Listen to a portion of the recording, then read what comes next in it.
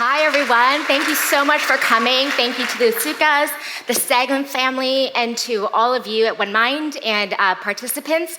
And as someone who is personally affected by mental illness, I just want to say thank you and the call to pick up your, be brain warriors today.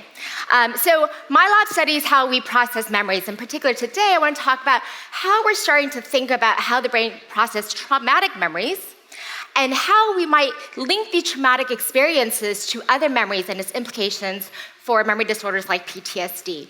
So why would we want to link memories to other experiences, right? So I recently took my kids to the dentist, and they had cavities. And for anyone going to the dentist and getting your teeth filled, it's pretty traumatic. And presumably, this experience gets encoded or recorded into a sparse neural ensemble in the brain. And when I say ensemble, I just mean groups of cells in the brain that are specifically encoding this memory. Now, it would behoove my children to think back in time and why do they have so many cavities? And they might think back to when Dad made them sugary raspberry gimlets, their favorite cocktail. I promise you, there's no alcohol, just a lot of sugar. And it would be adaptive for them if they were able to somehow link these two memories together so that they're able to say, sugary gimlets lead to cavities, less sugary gimlets, less cavities. So this is the kind of question I want to explore with you today. So what do we know about how is it that we link memories across these long time periods? So the way that we're going to study this, and we're going to look into the brain, we're going to peer into the brain, and we're going to use this miniature microscope that my colleagues and I developed at UCLA. This is the open source version. And it's just made of your little CMOS sensors on your cell phone, some plastic casing, a little optics, bada bing, bada boom, size of your thumb, put it on the animal's brain. And what we can do is watch the animal explore, learn, interact with the world, and we can record hundreds to thousands of cells across the animal's lifetime and see how is it that they are coding the world and these memories, and how does that change across time. So using this technology, what we found is we and others have shown that here we use a mouse model, and they're going into a context and they learn a novel context. This gets encoded into a sparse neural population. And as many have found, if you bring that back to a different context, that memory gets encoded into a separate population of cells. Makes sense? This is how our brain knows the green context from the red context. Now, what was really interesting was that if we brought them back to a third context, just closer in time, we saw that the representation between the red box and the blue box would share this overlapping ensemble in which we hypothesized that this is how the brain temporally links information, such that when you think of the red box, like the scientific symposium, you're more likely to think of the Sheryl Crow concert, maybe represented by the blue box, than what happened last week. And so to test this in mice, I just want to give you an example of how is it that we test this in mice. Well, we bring them back a couple days later. Now we give them a shock, boom, okay? And we bring them back, and we ask them to recall the memory of that blue box, and they think, oh, shiznits, I've been shocked in this box, and they recall this fearful memory, and the mouse's natural behavior is to freeze. And so that is our measurement of their memory. And so now when we put them back in the green box, they explore the green box. They've never been shocked in the green box. Their neural representation, the ensembles, don't overlap with the shock box, so they freeze much less.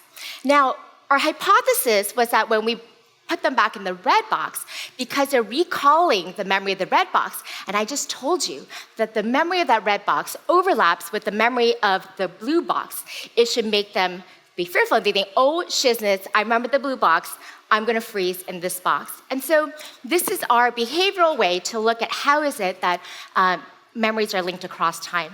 And so what I want to highlight here is these initial studies, when the animals are linking these experiences, they're just neutral, right? Nothing's happening the very first time that they go into the context. And when I started my lab a couple years ago, a very talented postdoc, Zachary Pennington, who used to work with Michael Fanslow in the audience, and a talented grad student, Joe Zaki, they asked, but what about trauma experiences? So if an animal goes to the box for the first time, they, boom, get a big shock. Now, is that going to cause something in the brain to happen such that they're going to now link not just within hours, but link that traumatic experience and spread it to future experiences? Alternatively, it might be that they retrospectively link it back. And as an example I gave you, retrospective linking may be adaptive for survival, right? Because if something bad happens, you want to know, ooh, what happened before this? So to explore this, they use a similar paradigm that I described to you. So to study prospective linking, they ask, if they shock an animal in this blue box, does that animal transfer that fear to future safe experiences? And then when they bring the animal back in the red context, we know they recall the red context. The question is, do they also recall that blue context? And so similar to what I previously just described is that when the red and the blue context are only separated by a couple hours, they do link the two experiences and they transfer that fear to that red box 5 hours later. However, if they're separated by a day or more, they're able to separate those two experiences and they do not transfer that fear prospectively.